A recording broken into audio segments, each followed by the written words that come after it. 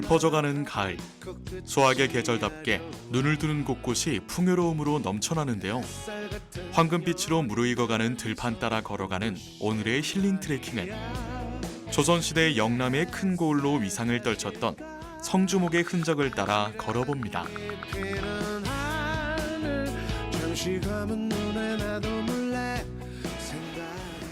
자, 오늘은 성주에 내려와 있습니다. 성주의 지명의 뜻을 혹시 아시나요? 성주는 별성자에 고을주자를 써서 만들어진 이름이 성주라고 해요. 높은 곳에서 바라보면 지세가 별을 닮았다고 해서 붙여진 이름이라고 합니다. 오늘은 성주의 역사적인 이야기들이 들어있는 곳곳을 걸어보면서 힐링 트레킹을 시작하도록 하겠습니다. 가시죠.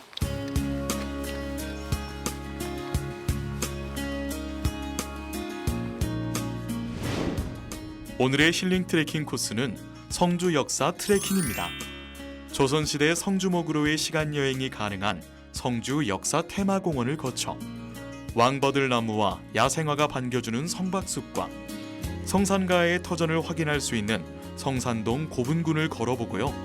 한계마을을 둘러본 후 조선시대 왕실의 신성한 장소였던 세종대왕 자태실에서 오늘의 여정을 마무리합니다. 낙동강과 수백산맥의 명산인 가야산의 수려한 풍광이 조화를 이루는 고장. 성주는 예부터 산천이 밝고 수려해 모두 넉넉하게 살며 떠돌아다니는 자가 없다고 했는데요. 이렇게 조선시대의 큰 고을로 위상을 떨쳤던 옛 성주의 모습은 어땠을까요? 성주 역사 테마공원은 조선시대 영남의 큰 고을이었던 성주목을 재현해낸 그런 장소라고 합니다. 성주목은 성주의 옛 행정구역이라고 해요. 이곳은 굉장히 역사적인 가치가 있고 굉장히 그런 이야기들이 숨어있는 곳이기 때문에 그곳을 저도 걸어보면서 한번 쭉 둘러보면 좋을 것 같은데요. 어떻게 걸어야 될지, 어떤 순서대로 봐야 될지 모를 때는 이 번호를 보면서 그대로 따라보면은 굉장히 쉽게 이곳을 알아볼 수 있을 것 같아서 저도 번호대로 보면서 역사 속으로 들어가 보도록 하겠습니다. 가시죠.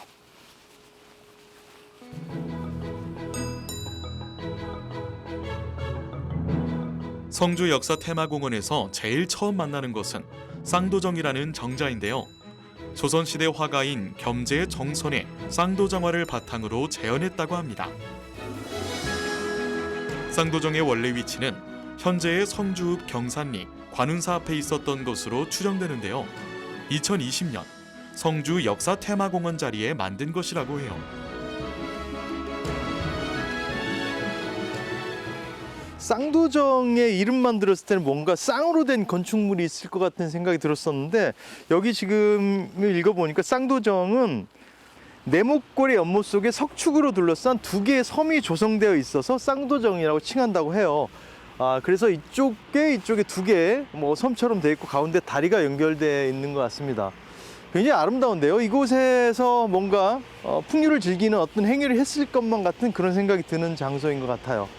야, 이런 날씨에 이곳에서 들어가서 좀 이렇게 둘러봤으면 더 좋았을 것 같긴 한데 지금 이쪽에 보시면은 쌍도정은 관람위에서 조성된 공간으로 안전상의 이유로 출입을 금한다고 되어 있는데 좀 아쉽긴 합니다만 지킬 건 지켜야겠죠. 야, 조금 아쉽긴 하네요, 그래도.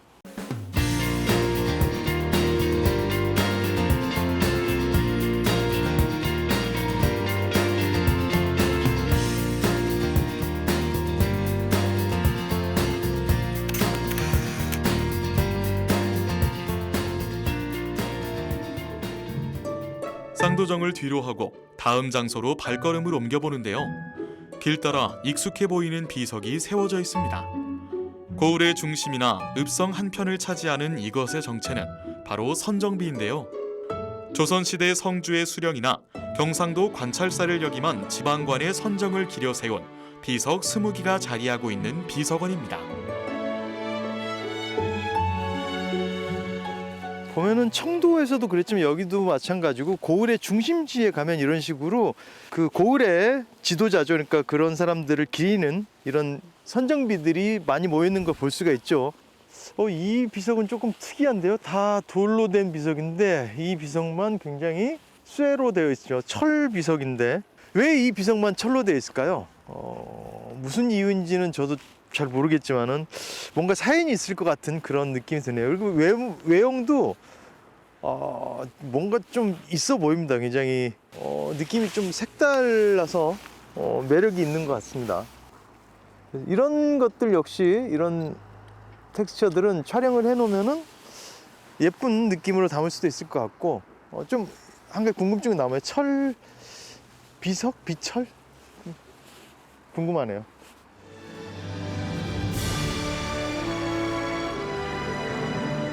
웅장한 자태를 뽐내고 있는 성주 읍성의 중심, 북문에 다다랐습니다. 굳건하게 서서 읍성 안의 사람들을 보호해주는 수문장의 느낌인데요.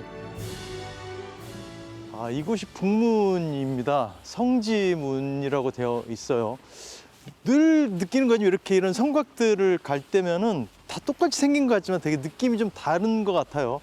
이곳의 느낌도 굉장히 다르고 이쪽은 복원되어 있는 현대적인 모습이지만 다른 곳과 조금 느낌이 많이 다른 느낌을 주고 있습니다. 북문의 명칭인 성지문은 성주를 상징하는데요. 인이 예지신에서 북을 가리키는 지를 인용했다고 합니다. 성문의 좌우로 성곽을 복원했는데요. 옹성은 없지만 치성을 둬 성문으로 침입하는 적을 경계했었다고 합니다.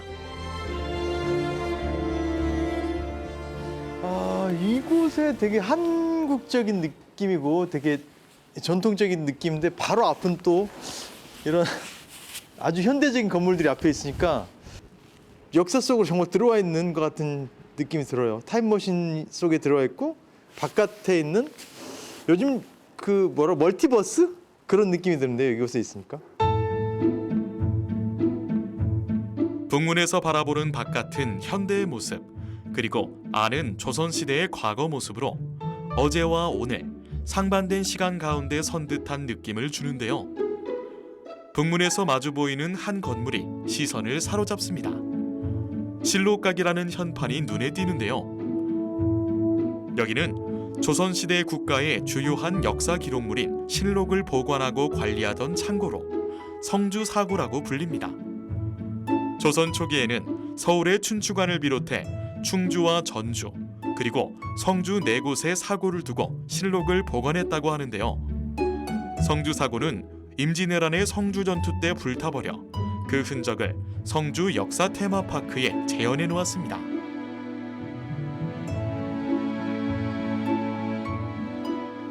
굉장히 잘 만들어져 있는 공간이라고 생각이 들어요. 그리고 실록에 대해서 굉장히 모르는 요즘 아이들도 있고 젊은 친구들도 있는 것 같은데 이곳에 오면은 굉장히 역사적으로도 그렇고 교육적으로도 좋은 공간이 될 수 있을 것 같습니다. 이쪽에 보면은 실록이 주는 의미가 여러 가지가 있죠.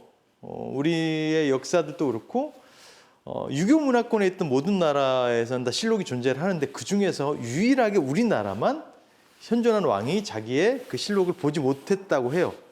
특히 이제 실록은 본인이 쓴 일기가 아니기 때문에 남이 쓴 그런 관찰이기 때문에 우리들이 그런 거 좋아하죠. 뒷담화도 좋아하지만은 그런 모습들을 숨어서 볼 수 있다는 기분이 들어서 되게 흥미있고 재미있게 볼 수 있는 게 실록이 아닐까 생각이 들어요.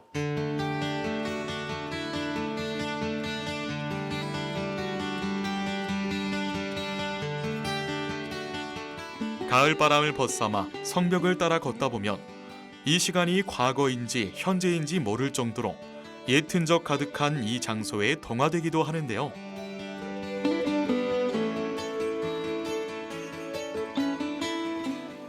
이거 5번이군요. 역시 순서대로 쭉 따라오니까 관람하기가 좋은 것 같네요. 5번 관천대. 여기가 관천대 같은데 관천대는 조선시대에 천문관측기구인 간이를 설치한 곳이라고 해요. 이쪽에 있는 게 관천대고 관천대에서 바로 앞을 보면은 성주 이씨의 제실이 있는 봉산제가 문화재인 봉산제가 이쪽에 자리하고 있습니다. 조성된 관천대는 서울 창경궁에 있는 관천대를 본떴다고 하는데요. 세종대왕의 백성을 사랑하는 마음과 혼을 담는 뜻에서 조성했다고 합니다. 이렇게 성주 역사테마공원의 성벽과 재현된 건물이나 문화재에 붙여진 번호를 따라 둘러보면 가벼운 산책은 물론 그 시대의 성주의 흔적을 살펴볼 수 있습니다. 전체적으로 깨끗하게 조성이 되어 있고 아무래도 복원을 하다 보니까 그런지 전체적으로 좀 새거란 느낌이 많이 들긴 하는데 그렇지만은 이 과거의 모습을 굉장히 재현을 잘 해낸 것 같다는 생각이 들어요. 그리고 이 안에서 밖을 보면은 현재 주민들이 살고 있는 그런 집들이 보여서 아까도 말씀드렸지만 약간 멀티버스 속으로 들어와 있는 느낌이 들었던 것 같습니다. 사실 요즘 친구들 같은 경우는 과거의 모습들을 기억을 하고 있지를 못하고 있죠. 그래서 그 모습들 그대로 복원을 해서 이렇게 살아왔었고 우리는 우리의 뿌리를 어떻게 보면 알아갈 수 있는 과정들을 계속 보여줘야 되지 않을까 하는 생각이 들어서 어찌됐건 계속 복원을 해나가고 그걸 지켜나가야 되는 생각을 하고 우리가 유럽의 그런 건물들을 부러워만 하지 말고 우리도 그렇게 만들어가야지 앞으로 100년, 200년 뒤에는 부럽지 않은 그런 시대를 만들 수 있지 않을까요? 그렇게 생각이 들어요.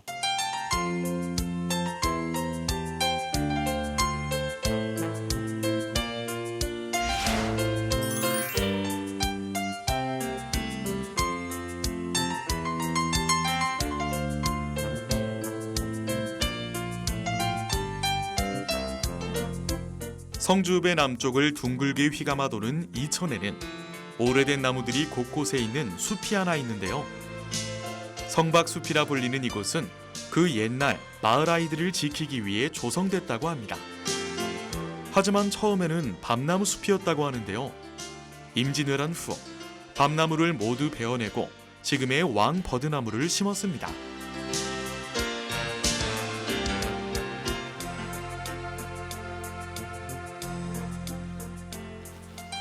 굉장히 이국적이에요. 이곳이 마치 다른 세상에 와 있는 것 같은 느낌이 드는데 이건 성박숲이라는 곳이에요. 성박숲인데 1999년도에 국가지정 천연기념물로 지정이 되어 있는 곳입니다. 그래서 나무 하나하나가 다 천연기념물로 지정이 되어 있고 왕버들나무라고 해요. 이곳에 오면은 이 성주의 대표적인 관광지라고도 하고 제 생각에 이쪽에서 굉장히 사진 찍으러 많이 올 것 같은 그런 장소인 것 같아요.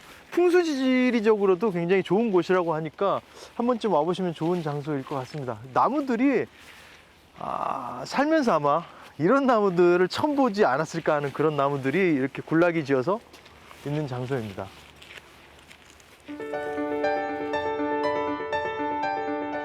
성주를 지켜주는 비보림. 비보림은 부족한 곳을 채우는 나무라는 뜻인데요.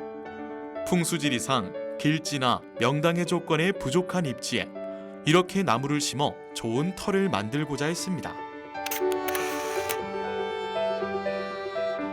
그 터는 과거에도 그랬고 현재에도 사람들을 감싸 안아주는 좋은 쉼터가 되고 있죠. 넉넉한 나무 밑을 걷다 적당한 자리를 잡아 앉아 주변을 둘러보면 어쩌면 나 자신도 나무의 하나가 아닐까 하는 착각에 빠져들기도 합니다. 동화 속에 약간 들어와 있는 느낌이에요. 약간 비현실적이고 되게 큰 그러니까 분재가 엄청 큰 것들 모아놓은 속에 소인이 돼서 들어와 있는 느낌? 약간 비현실적인 공간 속에 들어와 있는 그런 느낌인데요. 애니메이션의 주인공이 된 것 같아요.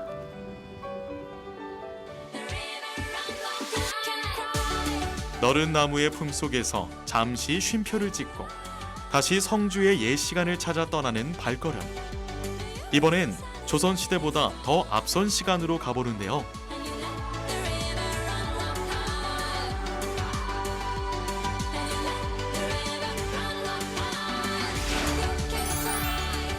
성산가야 또는 벽진가야라고 불렸던 가야시대의 흔적을 찾아볼 수 있는 성산동 고분군으로 가봅니다. 우리나라 역사 중에 가야 역사가 상대적으로 조금 덜 조명을 받는 그런 역사인 것 같아요. 조금은 더 관심을 가지고 조명받았으면 하는 게 가야 역사인데 그래도 예전에 비하면 요즘은 조금은 관심을 갖게 되는 것 같지만은 그래도 좀 더 관심을 갖고 가야의 역사에 대해서 알아봤으면 좋겠습니다. 이곳은 고분군인데 뒤쪽으로 지금 대릉이 지금 발굴 작업 중에 있고 이쪽이 야외는 이미 출토된 그런 야외 전시장들이 있어서 야외 전시장을 좀 둘러보면서 조금 더 걸어보도록 할게요. 고분군이 역사 트레킹의 코스 중 한 곳으로 사랑받는 것은 이렇게 조용하게 산책하면서 곳곳에 있는 유적지나 유물을 살펴볼 수 있다는 건데요. 차동골 3호분. 북쪽 벽면이 도굴로 인해 심하게 훼손되었다고 하네요. 남서쪽 중앙에 무덤 내물에 연결된 통로인 연도가 있는데 연도에 천장돌이 남아있고 안타깝게도 유물은 도굴의 피해로 인해서 발견되지 않았다 합니다. 저라면은 과연 어떤 것들을 이 안에 같이 나와 함께 묻어놨을지도 생각을 해보게 되네요. 아마 죽을 때 가져갈 수 있는 거라면 가장 소중한 그런 것들이 되겠죠, 아이템들이. 하지만 현실적으로라면 저는 안 가져가고 다 자손들이 물려줄 것 같긴 합니다만은 가야시대의 사람들은 어떤 물건과 함께 묻혀 있었을지 궁금해집니다. 나쁜 놈들이에요? 그걸 훔쳐가다니. 궁금해 이게 괜히.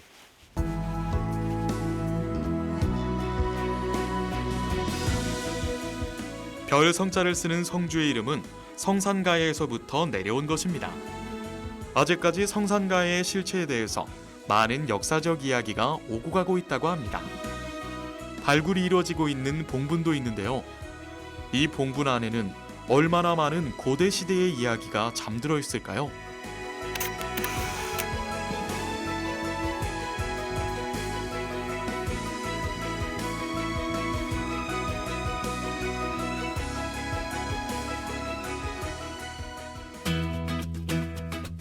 성산동 고분군에서 내려와 동북쪽으로 향하면 어느 마을을 만나게 됩니다. 한계마을이라고 불리는 이곳은 성산 이씨의 집성촌인데요. 무려 600여 년 가까이 이어져 오고 있는 전통 마을입니다. 한계라는 지명은 크다는 뜻의 한과, 나루 또는 개우를 일컫는 개가 합쳐진 순우리말이라고 하는데요. 일찍이 문명이 뛰어난 사람들과 이름 높은 선비가 많았다는 옛 이야기처럼 한계마을 곳곳에 선비의 숨결이 서려 있습니다. 저기 한계마을의 전체적인 지금 조형도가 나와 있는데 보면은 확실히 이게 조선시대부터 이렇게 오래된 마을이다 보니까 종갓집들이 굉장히 많이 모여 있어요. 뭐 진사댁도 있고 고택들도 있고 종택들이 많이 있습니다. 그리고 이쪽을 보니까 뭐 오래된 뭐 초가집들도 있고 기와집들도 있고 과거로 그대로 날라온 것 같은 그런 느낌이 드는데요. 그 속을 걸어보면 어떤 기분일지. 그리고 또 마침 이렇게 감도 열려 있고 분위기 좋습니다. 한번 걸어보도록 할까요? 가시죠. 이쪽에 지금 벼가 익어가고 있고 약간 지금 누르스름하게 변해가고 있어요. 그리고 하늘은 구름 한 점 없이 정말 투명한 파란색을 띠고 있죠. 이 컬러만 봐도 지금 누가 봐도 가을이죠, 지금. 이 벼 색깔과 하늘의 색깔 그리고 약간은 지금 녹색과 약간 단풍이 질듯 말 듯한 그런 나무들 색깔이 다채롭게 어우러져서 야 이게 진짜 한국의 가을이구나 하는 느낌이 들면서 이쪽으로는 또 한계마을의 전통 가옥들이 보이니까 야 진짜 한국의 진짜 가을을 느낄 수 있는 곳이 이곳인 것 같습니다. 너무 좋은데요?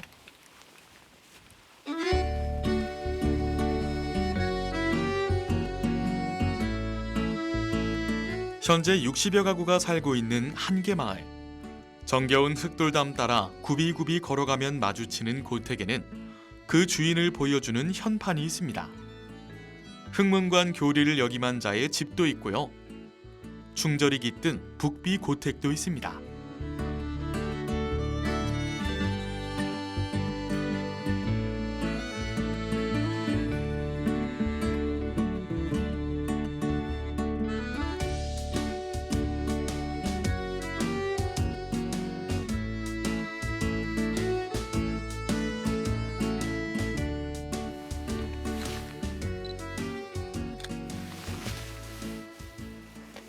북촌 한옥마을과 이곳을 비교를 해본다면은 그 가옥의 전통성이나 그런 것들은 북촌이 조금 더 한국적인 느낌이 들긴 하지만은 정말 좀 더 한국적인 그런 매력을 느끼기엔 이곳이 훨씬 더 좋고 사진 찍기도 이곳이 더 좋은 것 같습니다.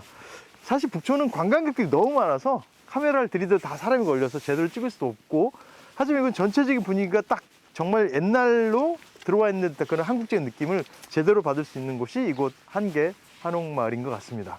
한 번쯤 와보시면 너무너무 좋을 것 같아요.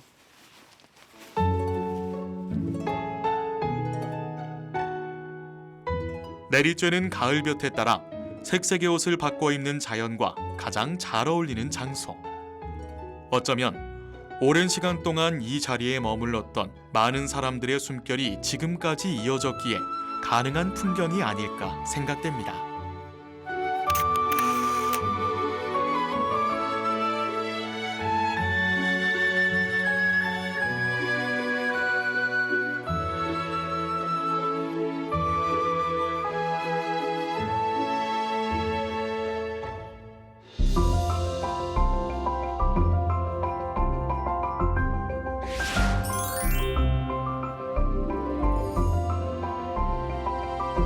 성주 역사 트레킹, 그 마지막을 마무리할 곳은 조선시대 왕들의 아주 신성한 장소인데요.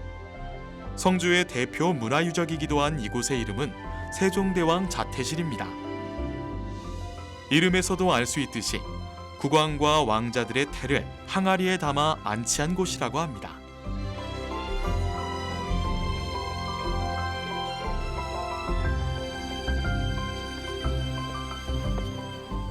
이야, 여기가 태실이네요.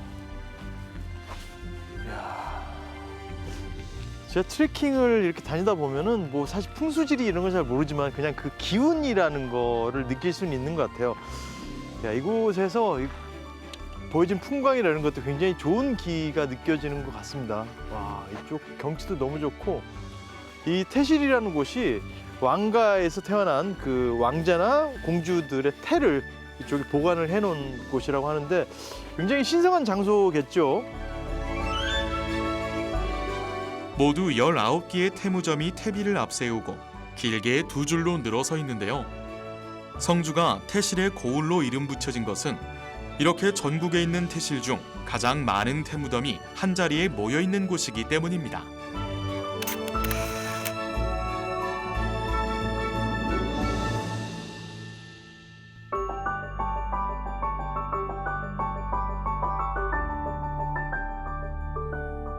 오롯이 가을을 느낄 수 있었다, 이렇게 정의할 수 있을 것 같은데요. 가장 한국적이면서도 가을을 오롯이 느낄 수 있는 곳 지금 여기인 것 같아요. 바로 한계마을이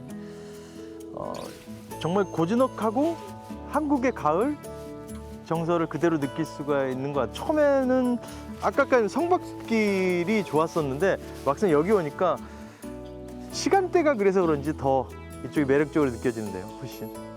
성주 하면 저는 늘 참외밖에 생각을 못했었는데 이번에 와서 느낀 거는 성주가 생각보다 한국의 아름다움을 많이 품고 있는 곳이고 역사적으로도 의미도 있고 굉장히 아름다운 곳들이 많다는 거를 새삼스럽게 느끼게 된 것 같아서 안 와보신 분들에게는 참외 말고 한국의 미를 찾아서 한번 오실 것을 추천을 드리고 싶습니다.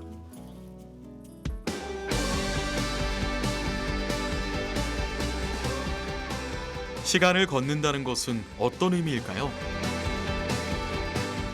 그 장소에 서려 있는 사람들의 이야기를 찾아내고 공감하는 것. 지나간 시간을 잊지 않고 오늘 이 자리에서 기억해내는 것. 다양한 방법을 통해 우리는 과거로의 시간 여행을 할 수 있습니다. 옛 성산가야의 터전이었으며 조선시대 영남의 큰 고을로 이름을 떨쳤던 성주목까지, 고대부터 지금까지 이어져 온 별빛의 고을 성주를 걸어보며 다양한 시간대의 여행을 함께 해봤는데요. 여러분도 무르익어가는 가을 속에서 성주로의 시간 여행을 해보시는 건 어떨까요?